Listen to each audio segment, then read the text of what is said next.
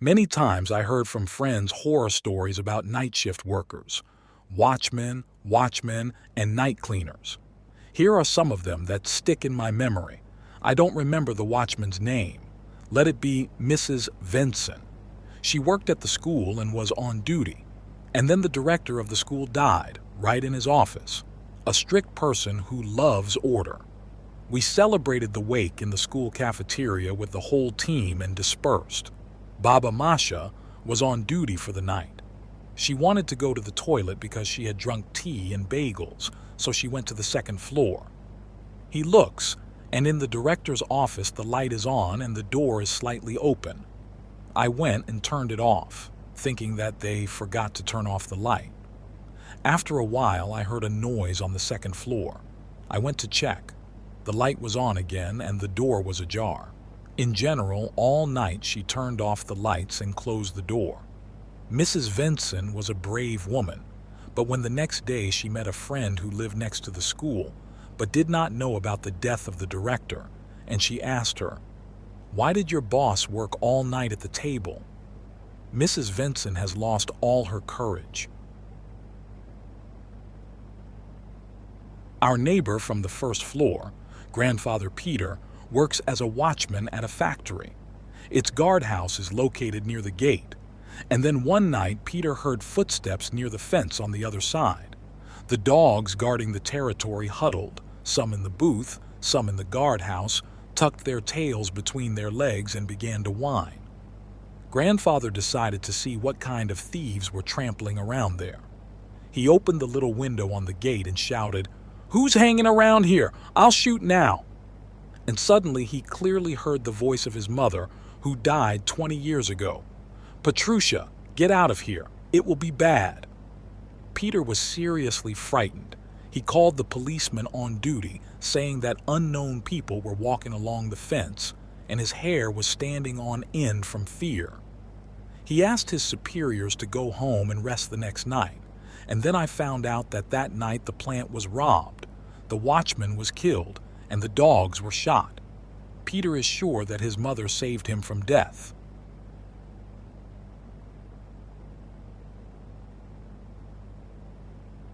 But I heard this story from a classmate. His mother works as a cleaner in a hospital, but when money became scarce, she also got a job at the morgue. Immediately after this, she began to have strange dreams at night. When someone's blood was removed, that's how the dead person would appear in her dreams. Some were grateful, others were angry, some tried to tell something.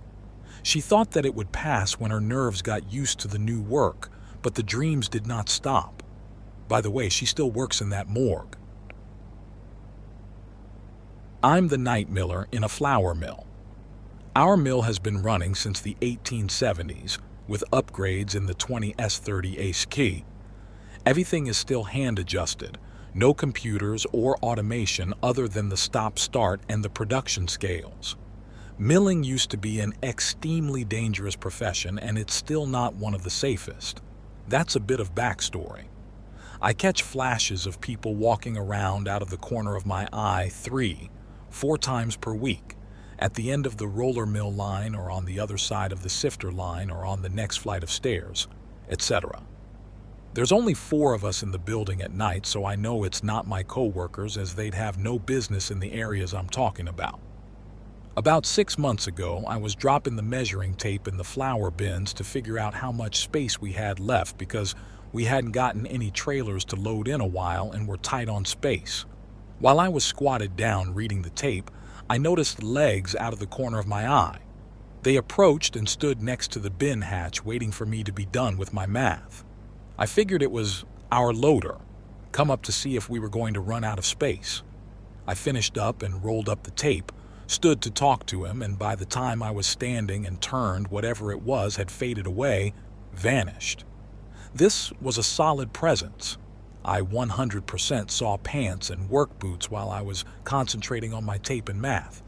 It wasn't hostile or anything, just interested in what I was doing. That's my spooky story.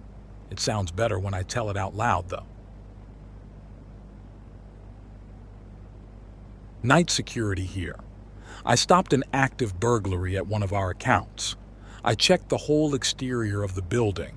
No cars or signs of people other than an AC that had fallen to the ground. It was windy and the wood it was supported by looked kinda old, so I figured it was a natural fall. Just to be sure, I did an extra check around the building, making sure to put my flashlight in every window. Nothing. Go back to put the AC unit back on its stand and it made a very loud cracking noise. Suddenly someone started walking into the room and had asked who I was, so I assumed it was a business owner in the building there overnight since the area where the AC had fallen was way too small for anyone to crawl through. Well, I was dead wrong about that when they got close enough to me that I could see they were wearing a full ski mask like straight out of a movie. They pushed the AC unit back out and onto my feet and started climbing through the hole directly into me, so I took off across the street, called the cops, and he ran the opposite way. Police arrived, closed off the entire major street I saw him run to, brought a police negotiator and 3 K9 units. Guess it was a slow night. Every cop wanted action. Turns out Guy hadn't even gotten away with anything, and none of the offices inside even looked like someone had gone through them, so I must have gotten there within a minute of him. Anyways, only a month worth of seeing that guy crawl through the hole directly towards me in my dreams. One door we unlocked after 3 a.m. for crew to go in break and people to clock in for the day. I was walking the back room to the bathroom when I noticed a lady wandering the beer cage. Asterisk. We keep our doors locked from 1:15, 3 for the alarm. After 3, one front door is unlocked for employees, vendors, and merch resets. We've only ever had 2 people drive up at break in my 3 years asking if we were open. She said she was looking for her sister. She had asterisk medical tape on her arms and hospital asterisk socks on and was dressed oddly. My produce manger came in saying there was a car with its lights flashing run into a rail near the entrance. By this time, my manager, myself, and PM had the lady while someone called the cops. She kept saying her sister was in the coolers, so PM went to look while another checked the sales floor, but no sister was found. We kept the crew working while us 3 stood out front of the store waiting for the cops and trying to keep her calm. She kept mumbling about a party and she was needing to go down the road. She talked drugs and that she doesn't do it anymore, but had to go to the party for fun. The cops came and asked her questions.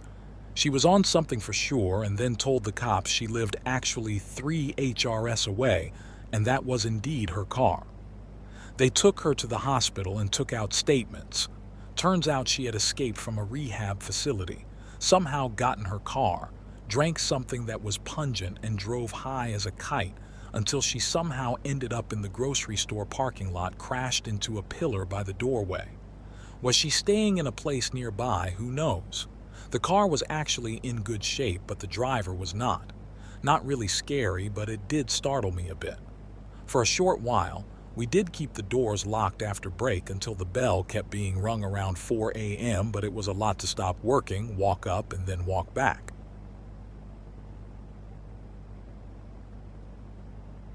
When I worked on a ward when I started my nurse training, I heard nurse, nurse, in a male voice coming from an empty room. I thought maybe it was another patient calling, so I went and did my checks, but there was only one other woman, and she was asleep.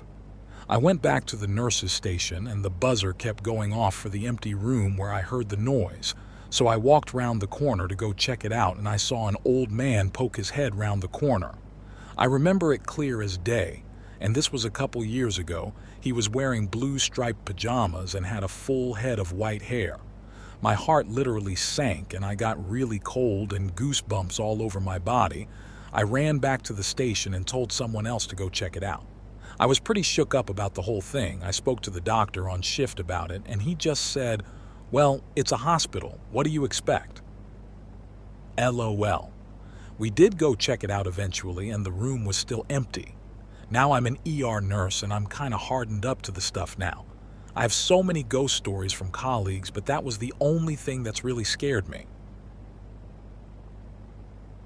One night I was working the late shift at a gas station I worked at, just working behind the counter like I had done countless times before. Except for this time, there was an especially creepy customer. You get used to seeing unnerving people whilst working at a gas station late at night, but something about this guy really made me nervous. He stood in front of the counter, slumped over and breathing in ragged, shallow breaths. His clothes were filthy, covered in unidentifiable stains, and his head was bald besides a few scraggly, greasy hairs. His long coat spanned the entire width of his rat-like frame as he stayed motionless in front of me. I asked him what his purchase was, and he met my eye before reluctantly pointing to a pack of cigarettes on the wall behind me, as if he hadn't even planned on putting anything on the counter, as if he just wanted to stand there looking at me eerily. I pulled out the smokes and turned around to scan them. He was standing tall now, and I could see something sinister written on his face. I noticed him looking down at my name badge as I scanned the cigarettes. He told me he liked my name, and I responded, "Thank you," in the least inviting but most professional tone. I handed them to him and told him to have a nice night, but he stood in place. Then he said, "I've never had a asterisk insert my name asterisk before. I'd like to have one," and finished it with an impossibly wide grin. He reached an arm over the counter, and I felt my stomach turn and my instincts kick in. I stepped back and yelled that my coworker was just in the back room. I yelled some random male name which scared him off. I just wonder to this day what he meant by what he said, and what would have happened if I hadn't shouted after my fake coworker. So I work at Chuck E. Cheese and have for some time. I always close, and I've had some scary experiences. One night, me and two other coworkers were closing, all female, and these three men walk in. We aren't allowed to close out doors until the minute we close, so they just walked right in. I was the cashier for the night, so I was up front by myself. All the games and the main light were turned off. They walk in and I greet them. They ignored me, put their hoods up, and walked back to the bathrooms. I immediately walked back to the office and told my manager, so she was watching the whole thing on the cameras. I walked back up to the front, and one of them walked back out the door and stood in front of it. Another was just standing at the counter staring at the floor with their hood. I kept trying to make conversation or ask how I could help them, but he never said anything. All of a sudden, my other coworker who works in the kitchen comes up to assist me. My manager comes running up from the office and tells the man they need to leave and the cops are being called. Apparently, the man at the front was a distraction for us two employees, and the one of the other ones, who we hadn't seen come out of the bathroom, walked back into the kitchen and was just staring at the camera which my manager had been watching. All three of the men ran to their car and sped off. A day later, same crew was closing and our employee doorbell had rang, so we went to go see. It was one of the men wearing all black with a ski mask and a black backpack. We immediately locked all the doors and called Heat Police, who had chased him off. One night we were having issues with one of our machines. The robot would not pick up the material.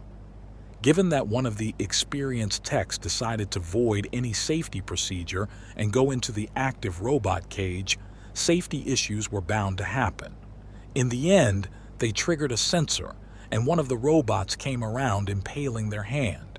I still have flashbacks and think about how much worse it could have been.